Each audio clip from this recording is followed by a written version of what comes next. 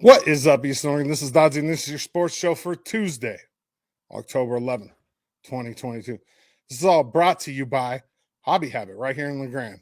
If you need Traxxas RC cars, tabletop games, Legos, anything your heart desires when it comes to hobbies, Hobby Habit right here in Grande, just for the fun of it, 411 First Street. They're off to a pretty tough start, 0-7. EOU football, they're struggling a little bit right now. Today on the show, though, Coach Camp and I talk about this last weekend's game against Rocky Mountain and homecoming, which is coming up in a couple weeks, and what the plans are and what the mission is and the goals for that game. My guest, Coach Camp, here it is. They're coming off of a 28-6 loss on the road to Rocky Mountain. Rocky Mountain was ranked 17th in the country. We've had a rough start to this season. There were some good things in this last game, though. I saw some things that were positives. Let's talk about that first. Yeah, I think there's a lot of things actually. This was one of the things that we always talk about, phases of the game, right? I think the defense did enough for us to win the game, without a doubt. I thought they took the ball away. I thought they played sound defense throughout. So very excited about that. I thought our special forces won the game. We changed the field position. We scored points. We did miss one field goal, but at the same time, we did have a player of the game in the Frontier Conference with Ethan Cutler as a freshman. I think that he's going to be great for us in the future. He just needs to be more consistent. Josh Mendoza with some takeaways, 3 takeaways, and a pass breakup, forced fumble almost. They didn't credit him, but I mean, I know that ball was out.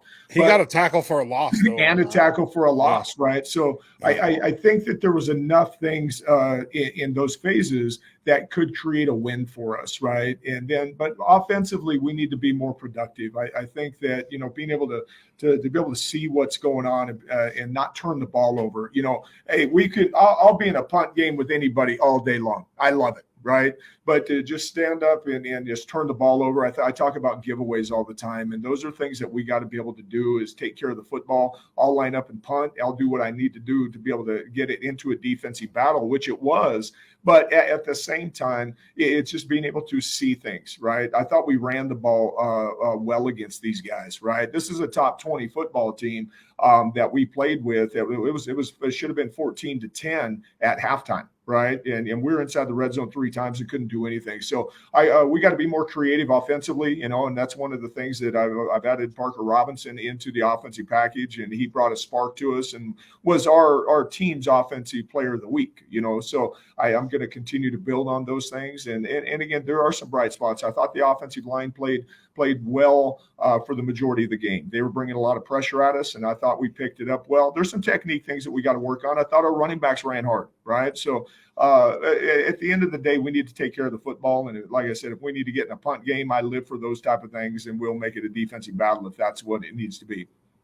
Yeah, you talked about the turnovers. We had 5 interceptions. One of them ran back for a touchdown. Yeah. And you talk about bringing Parker in at the quarterback position. That revolves more of around around a versatile running game than a throwing game when we bring him in, right?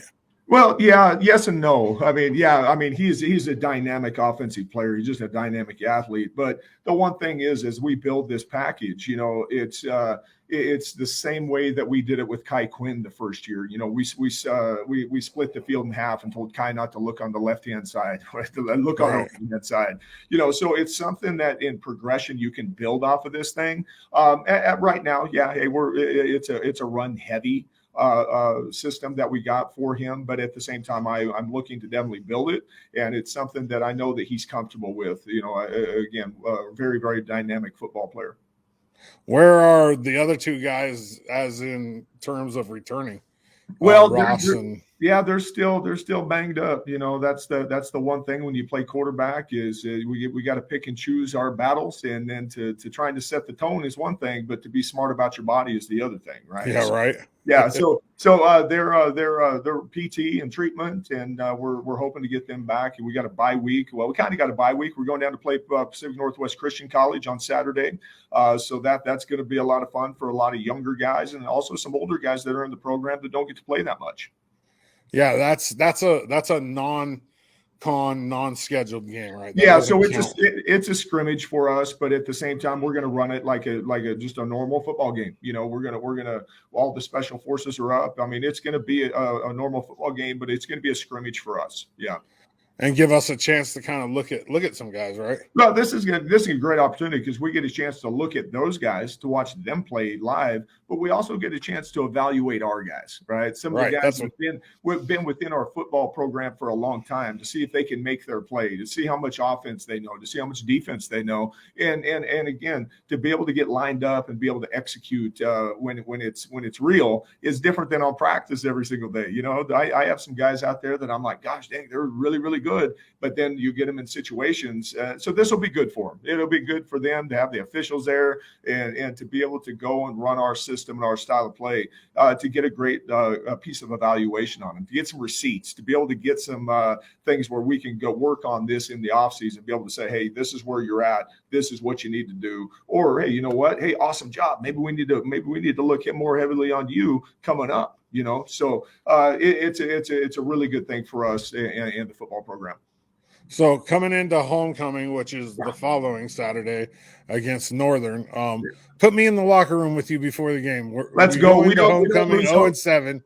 Yeah, we don't lose homecoming. It don't matter. Hey, the records are out the book. I've been 5-2 before. I've been 7-1 before going into this game. The records don't matter, right? And it doesn't change the type of coach I am. I've had 4 losing seasons, at other places, and have done some of my best coaching. The energy level don't change. Who I am don't change. But what I will tell you this is, when it's homecoming, it don't matter where we're at. This is something that I've already got guys say, hey, coach, I'm coming back. I can't wait to see you. Guys that I haven't talked to, in 2 years, hey, we'll be there, right? Hey, so it's one of those deals where we started this when I got here, and you hear it in the locker room right now. Mounties don't lose homecoming. I'll bring guys in to talk to the team before and tell them exactly, how they feel about homecoming. This is the seniors' last homecoming. There's so much to play for. And that's why I don't, it's like fumbles. I don't really talk about fumbles. I emphasize the techniques of them. I don't really talk about the records, because, hey, you could be the best team. You could be the worst team. You got to go out and play the game. Now, and you got to play to the best of your ability. So all of those things, but at the end of the day, Mounties don't lose homecoming. That is something that, as you look back in the record book, it's a shocker if we lose, and that's a statement to the kids. It's a statement to the foundation that was laid here a long time before I got here, right? And to make this university proud, to make the community proud, to be able to come out for homecoming and bring people back and show them this beautiful campus, show them what we've been working on, right? They want to see a good football game. They want to see guys play hard. They want to see guys represent that Eastern on the chest. That's what we're in it for. That's what we want. And if you take care of the little things, the big things will take care of themselves. And I think that's something we're not too good to do any of the little things to be able to get to be able to showcase who we are and what we do. Right. When you talk about the old guys texting you about coming back, I can attest to that because I was standing right there with Jay Hearn when he texted. Oh, yeah. Yeah, he can't wait. He's my guest. He's my guest that day. I got Jordan Jackson. I got Justin Hughes. I got a ton of people that we've made this something that when they look back on their career, right, they're going to remember certain things. But the one thing that they'll always remember and what will always draw them back is the homecomings, right? And to be able to change and be able to get people to come back, they're invested. It's just not, hey, I kind of like it. I'm invested. I want to be there. We created something a long time ago that we got to continue to build upon. But the foundation is there. So on Saturday, the 22nd, if I'm a little fly on the wall in the locker room in the morning, what am I hearing the coaches saying to the guys? Hey, Mounties don't lose homecoming. I mean, that's exactly what everybody. You ask anybody. I hear it all the time. Guys, Mounties don't lose homecoming. It's one of those things where when you set that tradition and that's an expectation, they know. And it don't matter who comes in here. It don't matter what opponent it is. You could be 10-0. You could be 0-8. It doesn't matter. Mounties don't lose homecoming. And we will make sure that as we prepare, we're already in preparation for it. We got a lot of things. We like to be involved in all homecoming activities. I can't wait to get down to the homecoming parade, and we do all those things, the homecoming golf scramble, everything. We want to be involved. So again, these kids can soak it all in. So when they're 35, they can look back and say, hey, you know what? Remember that homecoming? That was something that they'll never forget. We want to continue to build those things. So the fly on the wall in the locker room that day is, hey, number one, stay away from me. Number two, now you don't lose homecoming. He said, stay away from me. That game, Montana Northern, like we go into it like, what's the game plan? We don't change who we are. Now there's going to be some wrinkles, if I was one of those coaches that, hey, we need to change this, and this, I am a firm believer that when we execute, we're as good as anybody. We just played a top 20 team, and it's I'm not in it. Just like I told the kids at the end of the game, I'm not in it for being close. I'm in it to win, but to be able to see progress, to be able to see us execute in certain situations, that will lead to a first down. To be able to execute in certain situations, that'll lead to a touchdown. To be able to execute in certain situations, that'll lead to a stop.